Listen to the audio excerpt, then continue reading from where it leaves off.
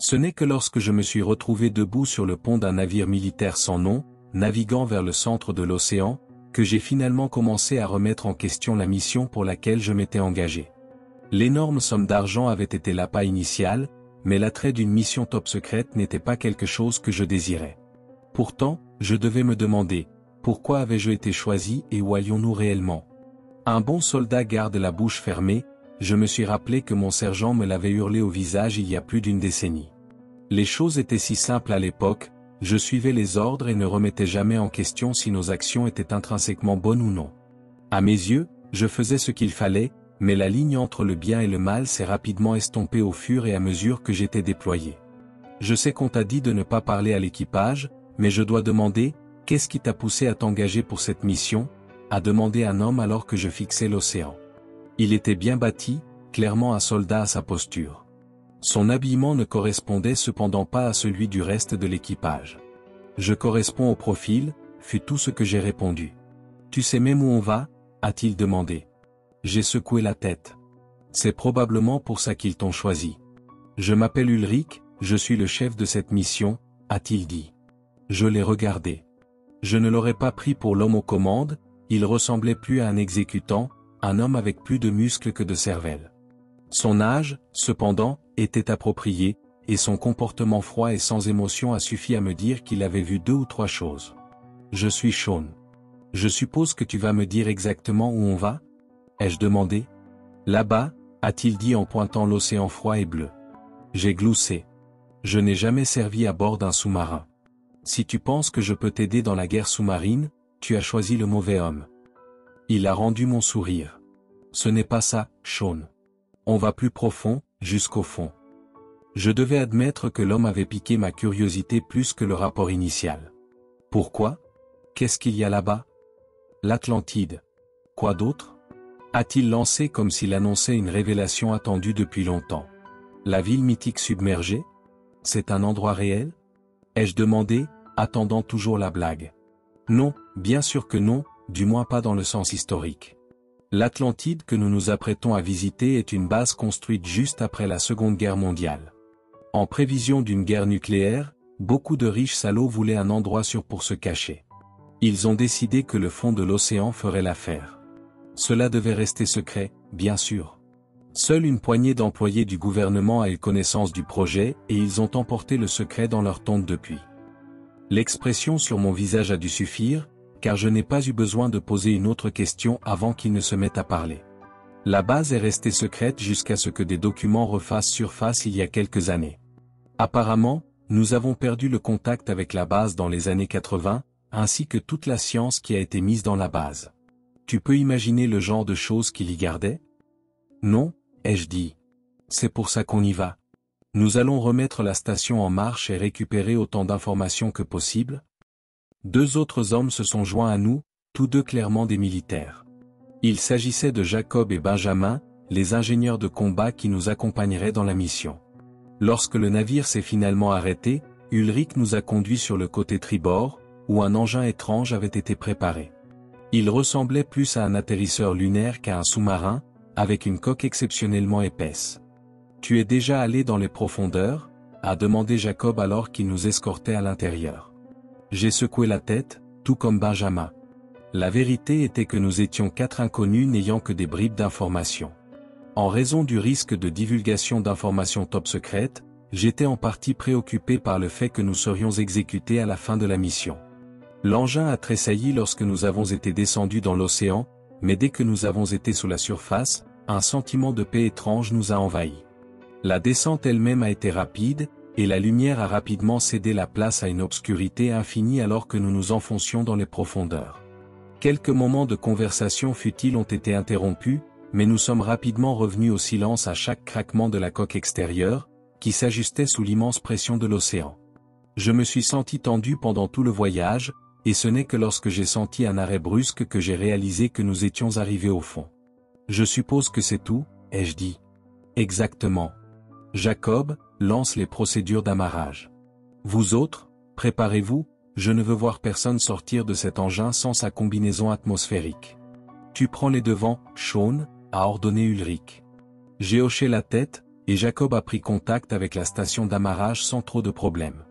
De là, nous avons pu nous connecter au système de surveillance de la station. On dirait que la pression à l'intérieur est correcte. Le système de survie est partiellement cassé, cependant, seules quelques sections ont encore de l'oxygène. Nous pourrions être en mesure de les remettre en marche, mais je ne peux rien promettre, a déclaré Jacob. Des signes de vie, a demandé Ulrich. Je ne pourrais pas le dire avec sa selle, mais sans oxygène, qu'est-ce qu'il pourrait y avoir, a demandé Jacob en retour. Même ainsi, restez sur vos gardes. Terminons ça, a déclaré Ulrich. Mes oreilles se sont débouchées douloureusement lorsque les portes se sont ouvertes. J'ai levé mon fusil et j'ai fait le premier pas à l'intérieur de l'Atlantide. La station fonctionnait sur ses systèmes de secours d'urgence, probablement alimentés par une activité volcanique souterraine, mais cela signifiait que nous n'avions guère plus que des lumières de secours pour nous guider. Les autres ont suivi de près. En sortant de la chambre de décompression, nous nous sommes retrouvés dans un couloir bien aménagé qui ressemblait plus à un hôtel des années 50 qu'à une base sous-marine. Même si les murs métalliques étaient encore apparents, ils avaient clairement fait un gros effort pour que l'endroit ressemble à une maison. De chaque côté du couloir se trouvaient plusieurs portes métalliques, chacune marquée de numéros et de lettres simples. Entre chaque porte, il y avait une photo d'un des habitants, la plupart des scientifiques, quelques militaires. « Je ne vois rien », a dit Benjamin. « Moi non plus », a acquiescé Ulrich. Les communications devraient être dans la section 7h, ainsi que la salle de contrôle, quelque part au centre de la base. Nous devrions nous occuper du système de survie en premier. Il devrait être juste au coin en 3C. Le décor rendait la station plus lugubre qu'une maison. Je supposais que les temps avaient changé depuis, mais je ne pouvais m'empêcher de sentir que nous marchions dans un cimetière. « C'est la bonne », a dit Benjamin alors que nous ouvrions la porte des systèmes de survie. Contrairement au couloir bien aménagé, cette pièce n'était guère plus qu'une salle des générateurs avec des machines et des murs métalliques. Elle produisait de l'oxygène directement à partir de l'eau par électrolyse, essentiellement une source infinie d'air respirable. Il y avait aussi une carte de la station sur le mur, montrant l'habitabilité et l'activité biologique. Aucun signe de vie. Je suppose que nous sommes en sécurité pour l'instant, a dit Benjamin. J'ai légèrement baissé ma garde, tout en restant alerte. Ça ne devrait pas être trop difficile de réparer ça, a dit Benjamin. On dirait presque que quelqu'un l'a saboté exprès, mais il n'a pas fait un excellent travail. Très bien, allons réparer les communications. Tu te débrouilles seul ? A demandé Ulrich. Benjamin a hoché la tête. Alors allons-y. Laissant l'un de nos ingénieurs derrière, nous avons continué à avancer vers la salle de contrôle. Alors, si la station a perdu les communications, mais que personne n'est parti, où sont les corps, ai-je demandé. Qui sait s'ils sont partis? Ils ont peut-être fui et sont restés sous les radars, a dit Ulrich. En chemin, j'ai jeté un coup d'œil à l'intérieur de quelques-unes des portes déjà ouvertes. C'étaient des dortoirs et des bureaux, tous soigneusement aménagés pour ressembler à une maison, avec des effets personnels et des lits d'effets. Si l'équipage était parti, il ne s'était clairement pas donné la peine d'emporter quoi que ce soit. Lorsque nous sommes arrivés au centre des opérations, environ 20 minutes s'étaient écoulées. La station était énorme, assez grande pour accueillir au moins 500 personnes, tout ayant simplement disparu sans laisser de traces. Puis nous sommes passés devant une porte marquée différemment des autres. Il était écrit Z9, un énorme si les pièces étaient marquées par ordre alphabétique. De plus, la pièce était étiquetée comme un laboratoire. On devrait y jeter un œil, ai-je demandé. Plus tard, nous devons réparer les communications et télécharger les données, a ordonné Ulrich. Mais quand nous avons essayé d'avancer vers la salle de contrôle, nous avons rencontré une porte scellée qui avait été soudée. Quelqu'un ne veut vraiment pas que nous passions par ici, a dit Jacob en posant sa boîte à outils. Mais je peux passer, donne-moi juste 10 minutes. Je suppose que nous pourrions vérifier le laboratoire en attendant. Il pourrait y avoir des informations précieuses là-dedans, a dit Ulrich. I du entramo nel laboratorio. Era di una grandezza impressionante, con fil di tavoli e centinaia di fiale attrezzature ce nessuno dei du riusciva a riconoscere. Serrano alcune macchine da scrivere che lì ci sembravano vecchi computer, probabilmente destinati solo a decifrar messaggi. I tavoli in se erano vuoti, tranino occupato da un fagotto nascosto sotto un grand telo di plastica. Ulrich andò a raccogliere dei documenti, Mentrio mi dirigevo verso il tavolo occupato. Doveti far calcio passo indietro in puro shock mentre rimuovevo il telo. Se io ci giaceva sotto era un essere sfigurato che non riuscivo nemmeno a riconoscere. Avvaola circa le dimensioni di un umano con una pelle pallida e liscia. Al posto di una testa, aveva solo un buco con numerosi denti lungi che assomigliavano più a lame che a componenti per la masticazione. Gli unici altri appendici erano quattro gambe spesse che terminavano in ossa appuntite molteplici fuori su tutto il corpo che assomigliavano a branchi. Ma se io che mi preoccupava davvero erano le numerose ferite da proiettili che aveva subito, tutte le quali erano penetrate solo per un polis di profondità a causa della sua pelle spessa. La vera causa della morte sembrava essere un enorme buco nel suo addome, ma non sapevo cosa l'avesse causato. Che diavolo è questo? Chiesi. Ulrich si girò, tenendo in mano una pila di carte. Il suo viso si illuminò di confusione alla vista dell'orribile creatura, ma non sembrava così sorpreso. Ascolta questo, iniziò. 19 ottobre 1978.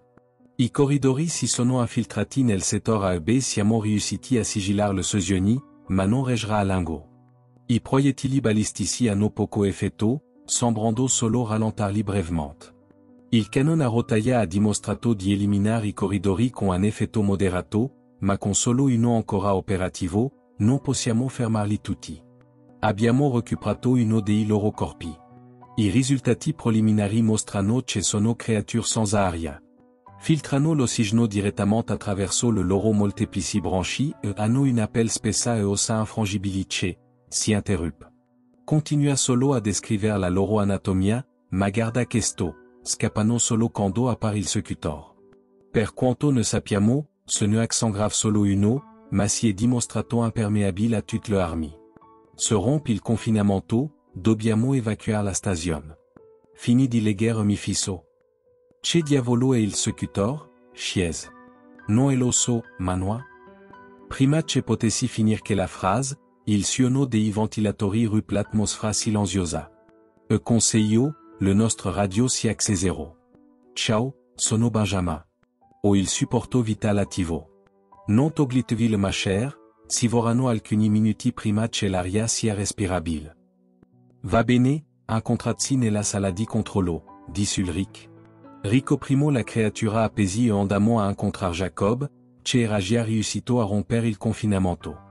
La sala di controllo era un'area circolare con molte attrezzature radio e postazioni di lavoro. Il pavimento era disminato di piccoli pesi di chelo che sembrava legno vecchio. Mi scinai per raccogliere nuno, solo per rendermi conto che erano ossa umane appesi. Ehi, ragazzi? Penso di aver trovato se io che resta dell'equipaggio, dissi con voce nervosa.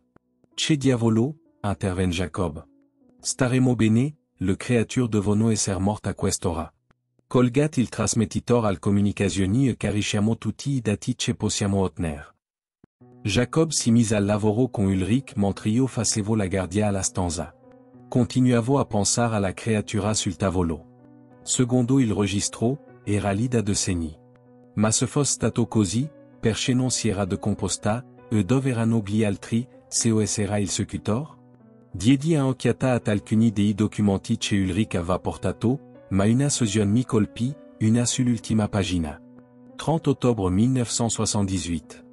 Hanno distrutto i nostri sistemi di evacuazione. La manciata di sopravvissuti rimasti è intrappolata. Stiamo cercando di inviare un segnale di soccorso, ma la superficie non risponde. L'unica soluzione che abbiamo trovato è inondare la stazione di anidride carbonica. Non uccide le creature, ma sembra metterli in uno stato di stasi indefinita. I nostri ingegneri sono già in viaggio per distruggere i sistemi di supporto vital. La sala di controllo funziona con un sistema di backup, quindi dovremmo star bene finché non arriva l'aiuto. Secondo le ossa sul pavimento, sembrava che i soccorsi non fossero mai arrivati. Senti il ronzio dei ventilatori e mi ricordai del cadavere fresco ma antico. Proprio mentre stavo iniziando a mettere insieme i pesi del puzzle, un altra chiamata arrivò alla radio. Ce s'aggrave qualcosa qui con me, li sento nei muri, gridò Benjamin. Di cosa stai parlando? Chiese Ulrich. Appena l'ossigeno è salito, Ho iniziato a sentir colpio l'interno del stance scuse del pareti. Ho l'inizio pensavo fossero le tubature o qualcosa del genere, ma poi hanno iniziato a ringhiar, e, aspetta, cosa, oh mio Dio, vedo. Si sentì un breve urlo prima che la radio si interrompesse. Benjamin rimanes in silenzio. Sean, vieni con me. Dobbiamo aiutar Benjamin, ordinò Ulrich. On va les arrêter. Jacob, fait fonctionner ses communications, maintenant. A crié Ulrich. J'y suis presque. Ulrich et moi nous sommes positionnés devant la porte détruite et avons levé nos fusils. Une douzaine de créatures ont couru dans le couloir, et d'autres encore sont sorties des trous dans les murs. Leurs branchies pulsaient alors qu'elles inhalaient l'oxygène frais qui était pompé dans la station. Avant même que nous puissions ouvrir le feu, le couloir était rempli de monstres. D'où diable sont-ils sortis? A demandé Ulrich. Ils dormaient. L'air les a réveillés. C'est nous qui avons fait ça, ai-je dit. Nous avons déversé une pluie de balles, la plupart touchant les créatures, mais certaines sont allées trop loin, faisant des trous dans le mur. Heureusement, la coque extérieure était trop épaisse pour être pénétrée. Nos armes étaient nettement plus puissantes que celles utilisées par les anciens habitants de la station, capables de mutiler les créatures suffisamment pour les rendre inoffensives. Il y en a trop de ces salauds, ai-je crié par-dessus le bruit des coups de feu. De combien de temps as-tu besoin? A demandé Ulrich. C'est déjà en train de se télécharger. Sortons d'ici, a crié Jacob. Mais s'échapper était plus facile à dire qu'à faire, et en peu de temps, les créatures nous avaient submergés.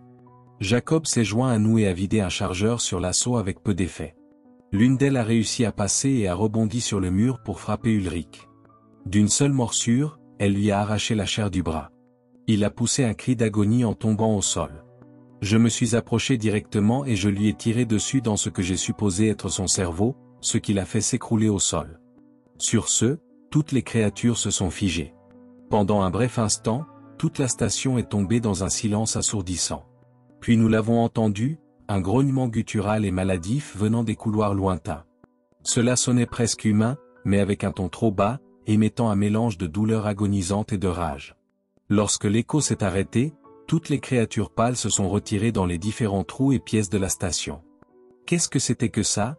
a demandé Jacob. « Le sécutor, je suppose », a gémi Ulrich en essayant d'arrêter l'hémorragie avec un garrot improvisé. Mais ne restons pas pour le confirmer. Nous sommes rapidement retournés à la chambre de décompression, avec l'intention de détruire les systèmes de survie avant de partir pour de bon. En tournant au coin, nous avons trouvé de longues taches de sang qui appartenaient vraisemblablement à Benjamin, ainsi que quelques trous de balles dans les murs. Où sont-ils tous allés? Ai-je demandé. La station était restée étrangement silencieuse après l'assaut des créatures. Nous nous sommes arrêtés un instant pour nous orienter, lorsque le silence a été rompu par un grincement maladif qui a vibré dans l'air. Bien que l'écho ait rendu la localisation difficile, il semblait provenir de la direction de la chambre de décompression. Nous avons levé nos fusils et avons avancé avec prudence. En tournant un autre coin, nous avons trouvé des dizaines de créatures, toutes mortes et déchiquetées. Au bout du couloir se trouvait une grande figure humanoïde, nous tournant le dos. C'était le sécutor. Il tenait une des créatures dans ses bras anormalement longs, qui se terminaient par des os qui ressemblaient à des couteaux. Jacob a essayé de pointer son fusil dans sa direction, mais je lui ai fait signe de s'arrêter. Selon les notes que nous avions lues, les balles ne lui feraient rien. Mais malgré notre silence, la créature a d'une manière ou d'une autre semblé percevoir notre présence. Elle s'est retournée, tenant toujours la créature pâle.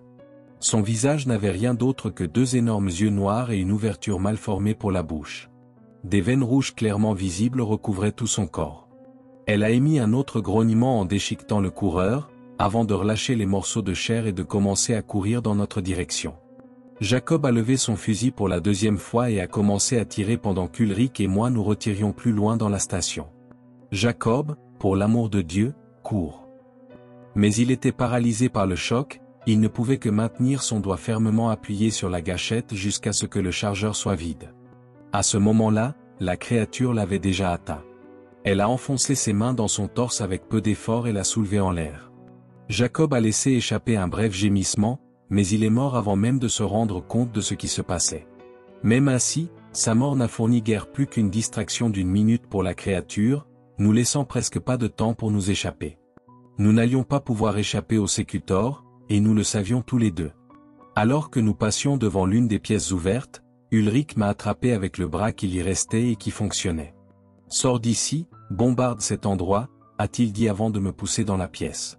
Sur ce, il a lui aussi ouvert le feu, ne touchant guère plus que le mur, mais il n'avait pas pour but de toucher la créature, il voulait juste attirer son attention. « Cours », fut la dernière chose qu'il a dite en commençant à se retirer de la chambre de décompression, attirant la créature loin de moi. J'avais eu une chance de m'échapper, mais c'était au prix de la vie d'Ulrich. Je ne me suis accordé qu'une seconde d'hésitation avant de me précipiter vers la chambre de décompression et notre vaisseau d'évasion. J'ai scellé l'écoutille et j'ai fait de mon mieux pour faire bouger le sous-marin avec mes connaissances limitées. J'ai jeté un dernier coup d'œil par la petite fenêtre, me demandant si Ulrich avait déjà été tué, puis j'ai quitté l'Atlantide, seul. Le voyage de retour a été rempli d'un silence interrompu seulement par l'ajustement de la coque de l'engin. La mission était terminée, mais de nombreuses questions restaient, et je craignais que les réponses ne soient rares. En surface, j'ai fait mon rapport sur la mission et j'ai été payé généreusement comme promis. Ulrich, Jacob et Benjamin sont morts au fond de l'océan, tout ça pour des informations qui resteront classifiées jusqu'à la fin des temps. J'ai recommandé de larguer une bombe nucléaire là-bas, mais une partie de moi craint que nous n'ayons jamais été envoyés là-bas pour récupérer des recherches, mais pour confirmer l'existence de ces horribles créatures. Ce qu'ils ont prévu pour l'avenir, je l'ignore. Mais je crains qu'en nous aventurant au fond de l'océan, nous ayons réveillé des créatures qui n'auraient jamais dû être trouvées, et si elles étaient ramenées à la surface, ce serait la fin de la vie telle que nous la connaissons.